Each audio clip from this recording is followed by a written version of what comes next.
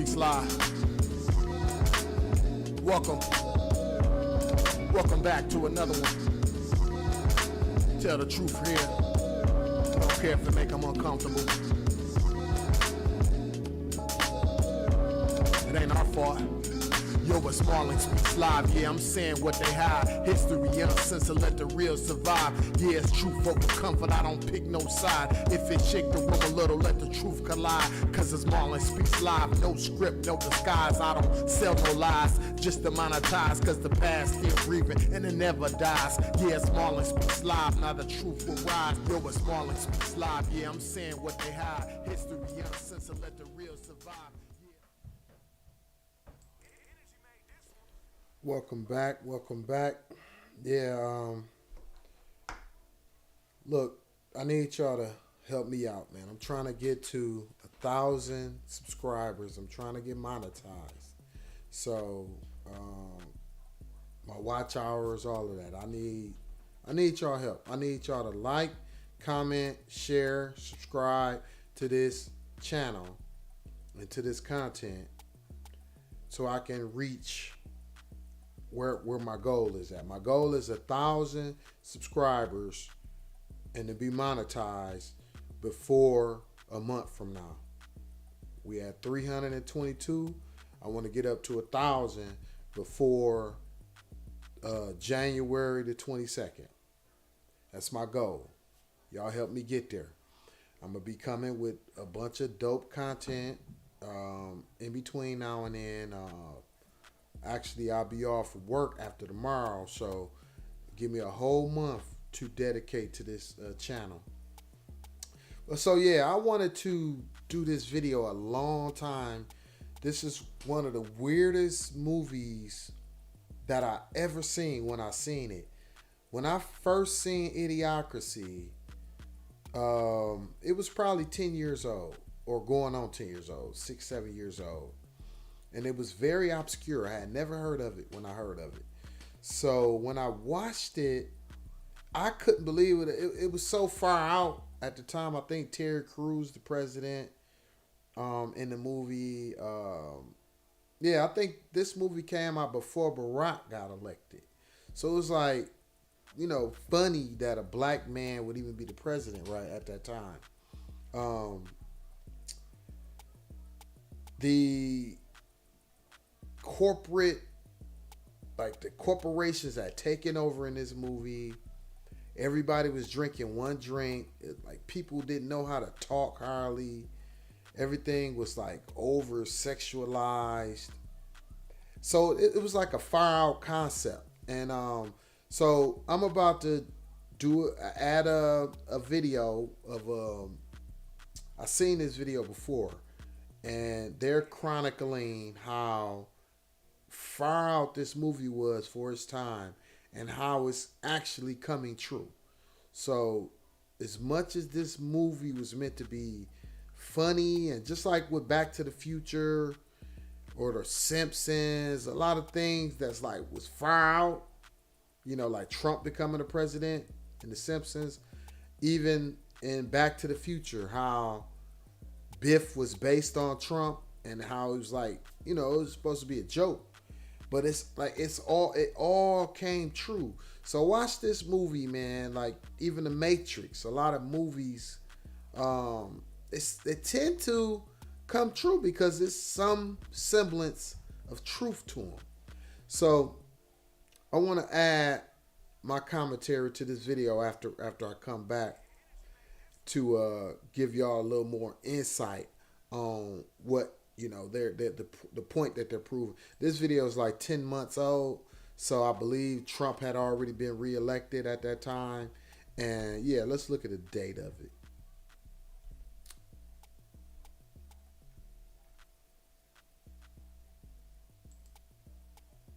February, yeah. So yeah, this is this year. I just wanted to make sure. So yeah, y'all check this video out, and I'm gonna come back. This is from Upper Echelon, and yeah, check it out. This video is brought to you by Ground News. Stick around to hear more about the special offer they're providing to the entire Upper Echelon community. Okay, how many people watching this have seen or ever heard of a 2006 movie called Idiocracy? I would guess that there's a pretty decent number of people who have, at least nowadays, but you might be surprised to learn that the movie's eventual popularity was actually never intended from the start.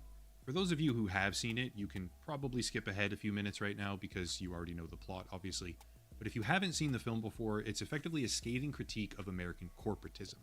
The main character, Joe Bowers, and a lady of the night, if you will, named Rita, become the subjects of an army experiment, cryogenic freezing in this case, but instead of 1 year, they get frozen for hundreds. After finally waking up in 2505, I think it is, they re-enter the modern world and they find out that everyone around them is basically brain dead. Basic infrastructure is now falling apart. Everyone drinks Brawndo instead of water, which is like a play on Gatorade. And the film is basically a never-ending string of jokes about how everyone has become an idiot, which leaves the two main characters, who are decidedly average back in the time that they come from, as the most intelligent people on all of planet Earth, simply because of basic logic, mental aptitude, and deductive reasoning.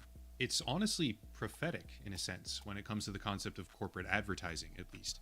People buy everything that they want from a city-sized Costco facility, where they're greeted by someone who says, "Welcome to Costco, I love you." They get treated in the hospital by plugging little sensors into their mouth and their ass and their ear as well, with a drooling human operator who doesn't even really know what's happening, as the machine spits out a diagnosis for them.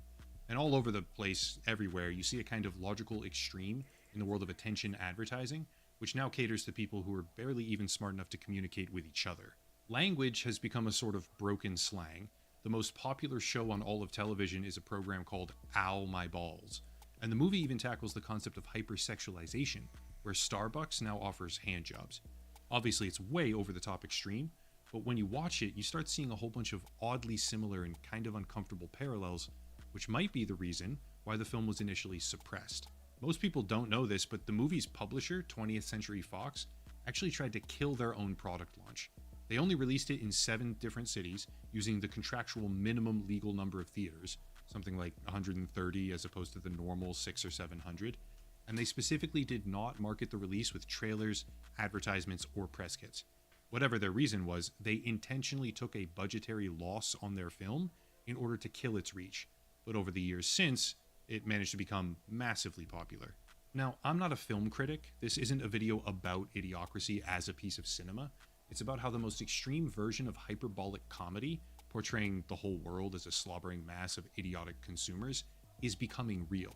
And I want to make a much more data-driven argument right now about why and specifically how that appears to be happening. However, there's one key difference here. In the movie, the degradation of human intelligence, and basic cognition for that matter, is a function of birth rates. As the more affluent portions of society struggle with choices about when or why or even if they ever want to have a child, those around them, the idiots, are breeding like rabbits. The film asserts that over hundreds of years, less intelligent people having much more offspring, as a kind of twisted evolutionary inversion, overwhelms the entire population, therefore dumbing everyone down to a level where they can't even hardly think for themselves. As a commentary on predatory capitalism, in addition to that, large corporations happily step in to monetize that issue, creating a sort of death spiral of sorts, ultimately resulting in people getting dumber and dumber and dumber with each passing generation, because none of them are ever forced to think for themselves. It's a fun movie, I do like it, which again has extremely uncomfortable parallels now, but setting aside the obvious and more surface level ones, like teenagers speaking with broken, grammatically absurd slang, or advertising as a concept invading deeper and deeper into our everyday lives, I want to make the argument that the cause of those issues is not a function of birth rates or genetics. It's a function of the tools that we're making, which supplant our own critical thinking. Let's get to it. I want to take a minute here and go on a bit of a tangent, I guess, because lately it feels like there's an overwhelming trend where the quality of what I call consensus news seems to be going rapidly downhill. Maybe that's because way too many people get their information from social media posts where the first word is breaking in all caps.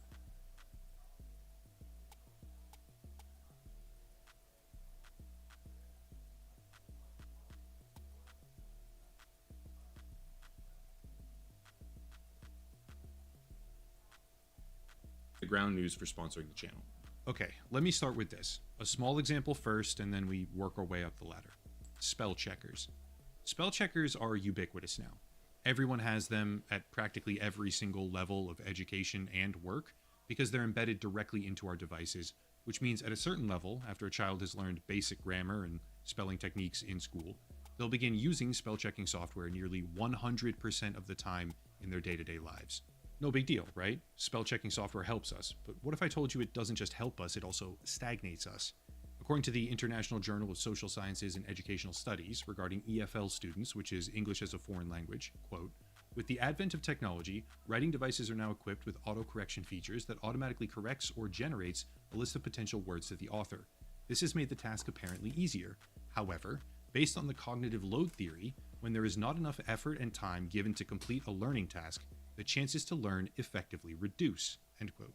Further down, quote again, having taken the aforementioned reasons and challenges into account, the primary aim of the present research is to investigate the effects of autocorrection features on spelling competence among EFL learners, end quote. This may seem like nothing, I get it, but if you go all the way down to the results on page 108, you find this, quote, the control group, participants who hand-wrote writing tasks and assignments, performed enormously better at reducing the number of misspelling words in their tasks in comparison to the experimental group who typed written tasks, end quote.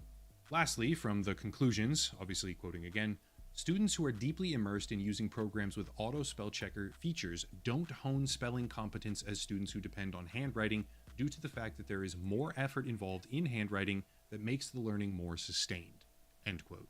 Of course, that is just one study, though it does very clearly seem to indicate that handwriting and putting in more effort will make you process learning better, and typing with a spell checker does not help you learn when it comes to English as a foreign language. But it is echoed elsewhere, right? The general premise. From University Technology Mara, a study called The Influence of Spell Checkers on Students' Ability to Generate Repairs of Spelling Errors, in the conclusion paragraph, page 10, quote, this research suggested that spell checkers have little to no effect whatsoever on students' spelling errors on the cognitive level.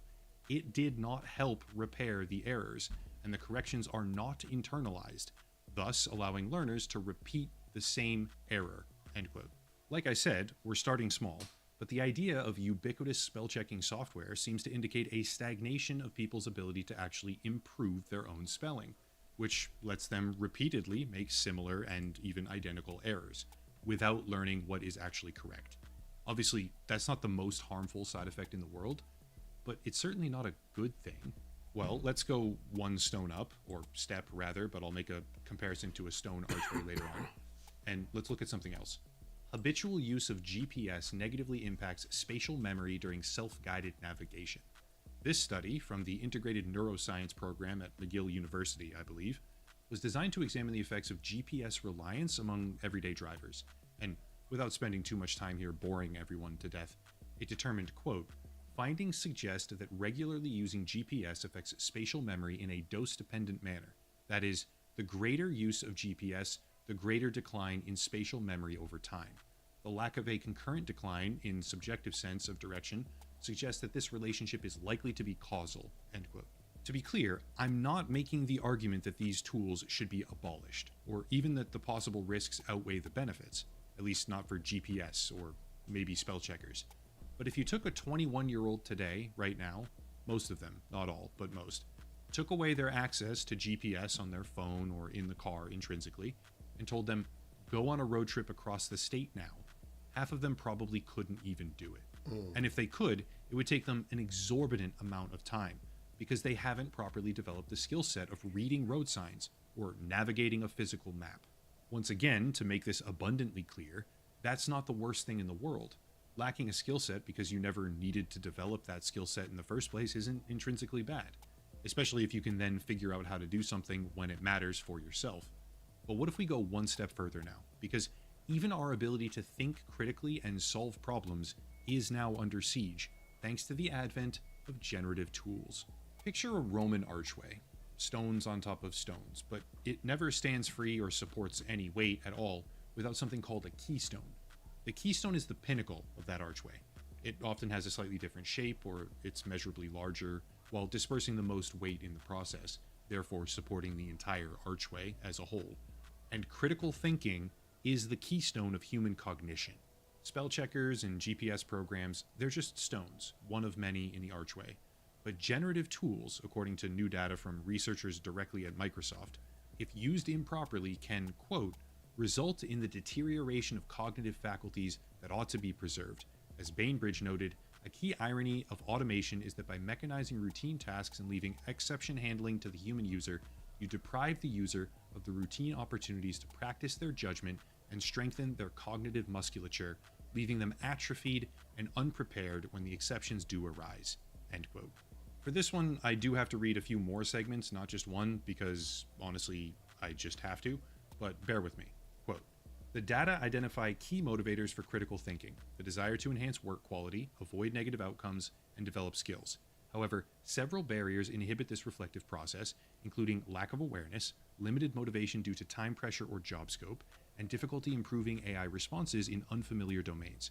Surprisingly, while AI can improve efficiency, it may also reduce critical engagement, particularly in routine or lower stakes tasks in which users simply rely on AI, raising concerns about long-term reliance and diminished independent problem solving.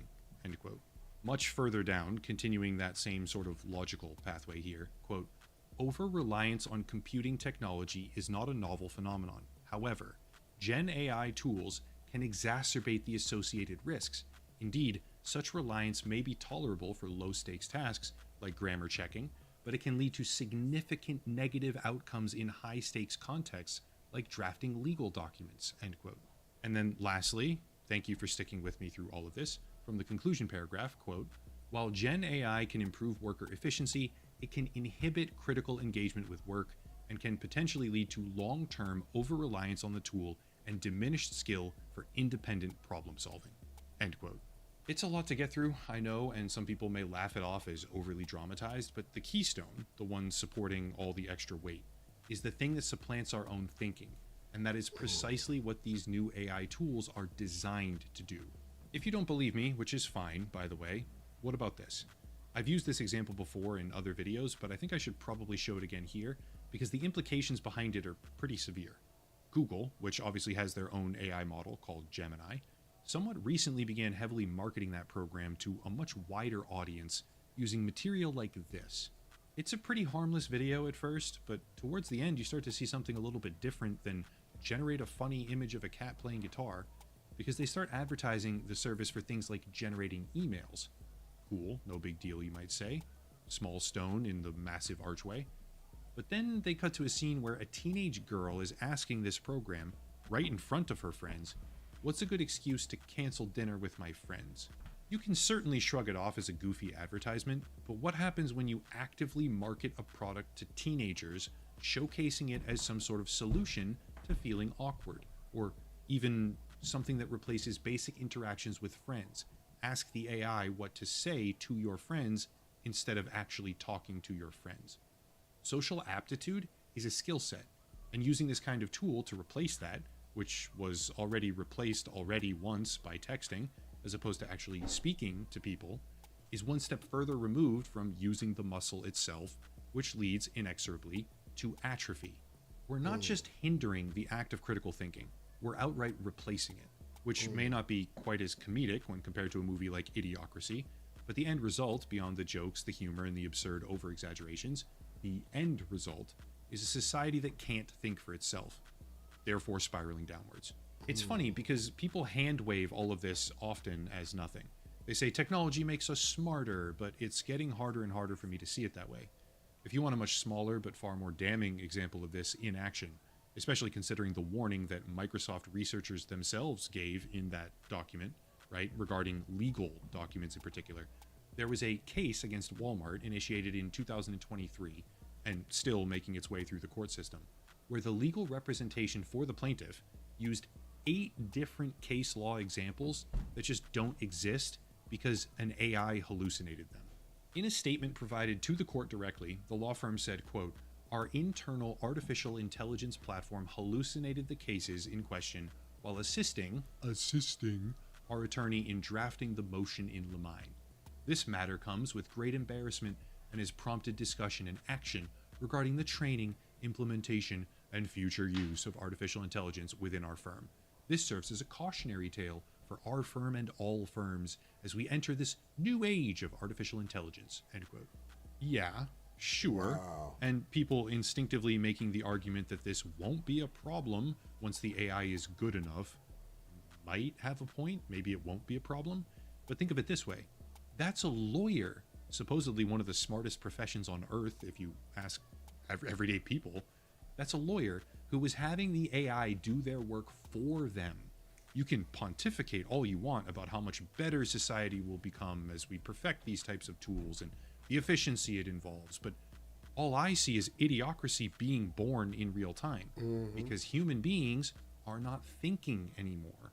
What do we suppose happens as automation and progressively smarter algorithms replace or eliminate more and more and more of the adverse situations that we might ever encounter, up to and including even peer-to-peer socialization? What do we think happens when the consolidation of our economy centers more and more on a few absurdly wealthy conglomerates, whose entire business model now relies on increasingly invasive advertising? What do we think happens when we construct tools that literally tell us every minute of every day where to walk, what to order, how to dress, or how to think? And how much different does that really look when compared to a movie like Idiocracy? Sure, I could drag the video on for a lot longer with more comparisons, like how Wipeout, the game show, is effectively the same thing as Ow My Balls, or how when Joe and Rita attempt to escape in a car, there's a kill switch shutting down its battery. Yeah, contained in the enormous Infrastructure and Jobs Act, which was passed during the Biden administration recently, Section 24220, there's a mandate for systems that will, quote, passively monitor the performance of a driver of a motor vehicle to accurately identify whether that driver may be impaired and prevent or limit motor vehicle operation if an impairment is detected, end quote. Which is literally a kill switch for a car, regardless of why you say you put it in there. And the fact checkers all said, false, there's no kill switch mandate, which is bullshit. But setting all of that aside, looking past the comedic exaggerations as well, we are becoming idiocracy.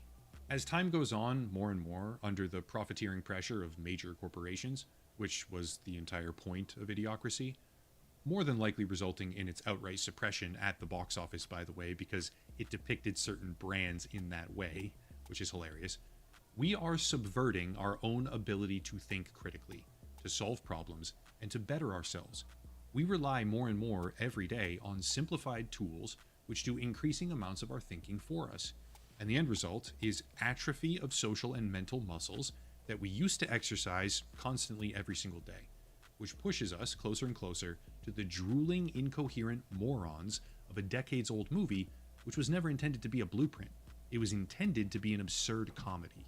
In the end, I think we, collectively, as in society, are steadily marching down the road of becoming idiocracy. It just won't be nearly as funny. A lot of people probably don't see it that way, which is fine, and it's obviously happening for different reasons than in the film. But I find that movie to be disconcertingly prophetic and uncomfortably accurate when you take a step back and realize it's only been 19 years since they made it. What do we really think the world is going to be like in 19 more? That's it. If you want to support the channel, check out the links down below. The video sponsor, of course, Ground News. Do consider locals and Patreon, please. I need to start pushing these platforms more, right? And get away from like just regular YouTube AdSense and other stuff too, merchandise, social media, etc. But I'll cut it there and stop rambling. As always, thank you all for watching. Question everything, and have a nice night.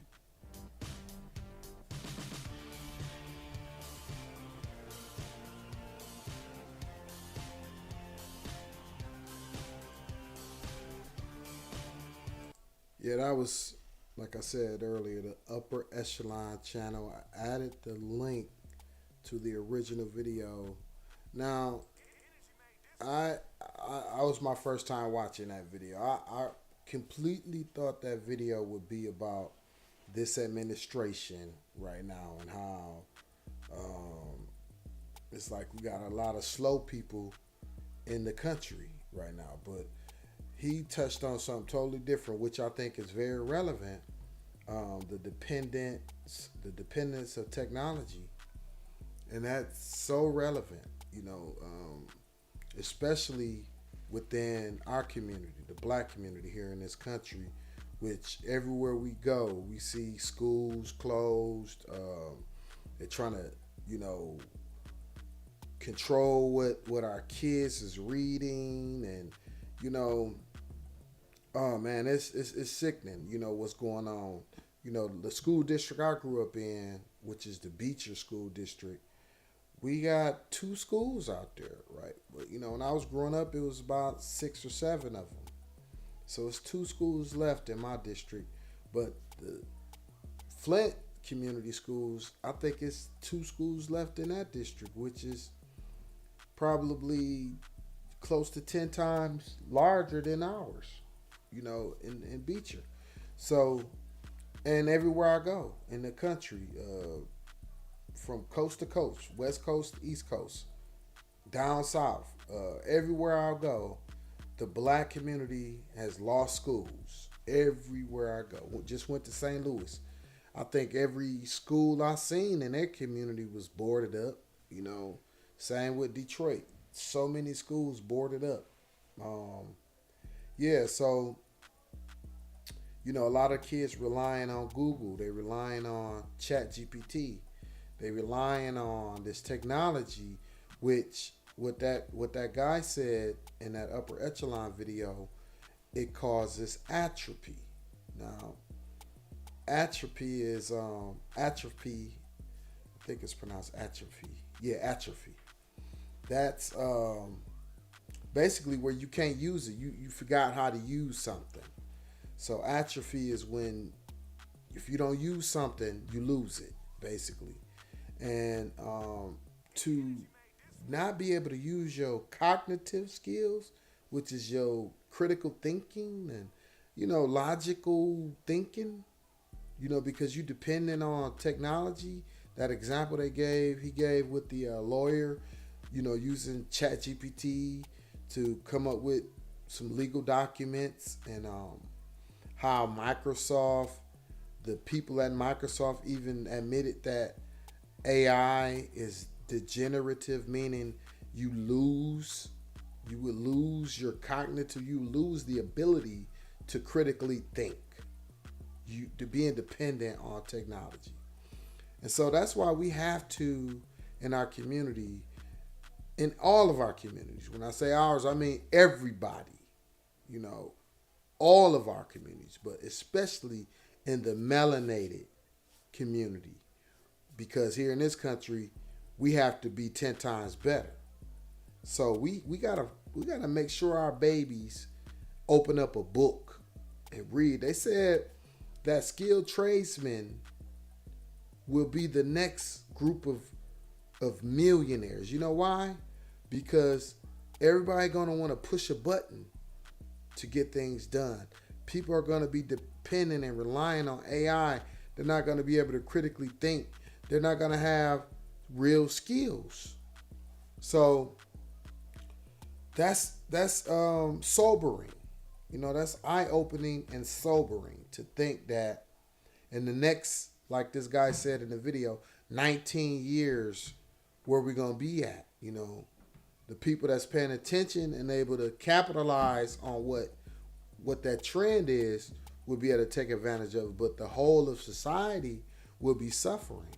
You know, so, but yeah, I thought, y'all forgive me for playing this, but actually I'm glad I played it, like I said. But I literally thought this video was going to be politically aimed at, you know, if y'all see the movie Idiocracy, it's some low IQ people that's reproducing, and they have populated the world 500 years from now. So everybody got low IQ, you know, because low IQ people, they're not planning their babies being born. This is kind of related to what Elon Musk is doing right now. He keep crying about the birth rates. And that's because the smart people with all the degrees, they planning their babies. They're having babies in late 30s and 40s. They just make babies around their wealth. You know, they want to be wealthy. They want to have a certain amount of money before they reproduce. And that's not how the people with low IQ think. The people with no money, they having babies straight out their gate. You know, they have a lot of them. I wouldn't say I'm high IQ. I know I'm not low IQ. So I'm kind of in the middle. And I got 5 kids. And I started at 18, right? So, yeah, I wasn't thinking about my bank account. My brother was, my older brother, he had his first child in his 40s. So he was thinking, I would say, I love my brother. He passed away. I would say he was smarter than me. I just knowing my brother, he critically thought more than I did. We debated a lot. But my thinking was more on the line of, man, I gotta reproduce. I'm not waiting. I want to have a lot of kids. It's like I feel like I gotta contribute to the legacy. So. But a lot of college educated, white people, they're not having babies young. They wait to at least 30 something. So, how many kids can you have from 30 something to, you can't have too many, and they're not trying to have too many because they look at how much money it takes to raise a baby, the college and all that. I didn't factor none of that in. That might mean now my IQ is low. I don't know. But all I do know is that I got two college educated children. They went on scholarships. My 2 oldest sons, my sons, they are businessmen. They work for themselves. They very successful entrepreneurs. And my baby girl, we gearing her up to, we setting some aside for her. We a little older. We more settled. We're older, so she gonna pretty much get that, traditional, how a lot of college educated people reproduce. We was in our 40s when she was born. So yeah, I thought this video was gonna be geared towards that, that phenomenon or the seemed to me like we got a bunch of slow people in our country that voted for Trump. Like these would be the low IQ people that Trump took advantage of. So I just knew that that video was going to be geared towards that because of the time frame that they came out with it, like 10 months ago, right after the election. But I'm glad that guy talked about technology because we cannot be dependent on technology. Technology, it's a good thing, it's a tool, but you cannot depend on it. It can actually, like the video said, cause atrophy to your cognitive skills, which means your critical thinking. You can't think without it. You're dependent on the technology. So that's what the dangers of being dependent on technology is, and I agree. But yeah, man, I guess I should have like skimmed through that video to really see what it was about. But it was interesting nonetheless. But if y'all like this content, this video, get in the comments, share what y'all thoughts is on, any one of our children being dependent on technology and not being able to think critically. And that thing they said about the GPS, being dependent on GPS, not knowing how to use a map, spatial memory, and just not knowing directions in general. That's a danger. I think it's a sad thing. My older kids, they did have that problem because they were dependent on GPS. They had that problem of not knowing exactly where they were in the city compared to one location compared to another location, west, east, west, north, south, directional, knowing like where they at. So yeah, I think that is a valid issue that's happening right before our eyes. I seen it with my own kids. So yeah, y'all get in the comments, like, comment, share, subscribe. This is gonna be that last video of tonight. I swear it is.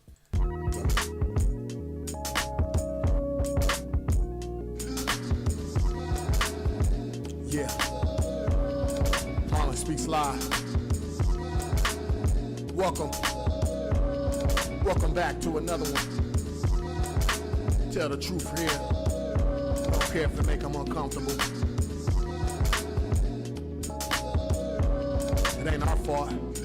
Yo, it's Marlon Speaks Live. Yeah, I'm saying what they hide. History uncensored, let the real survive. Yeah, it's truth over comfort, I don't pick no side. If it shake the room a little, let the truth collide. Cause it's Marlon Speaks Live. No script, no disguise. I don't sell no lies, just to monetize. Cause the past still breathing and it never dies. Yeah, it's Marlon Speaks Live. Now the truth will rise. Yo, it's Marlon Speaks Live. Yeah, I'm saying what they hide. History uncensored, let the real survive.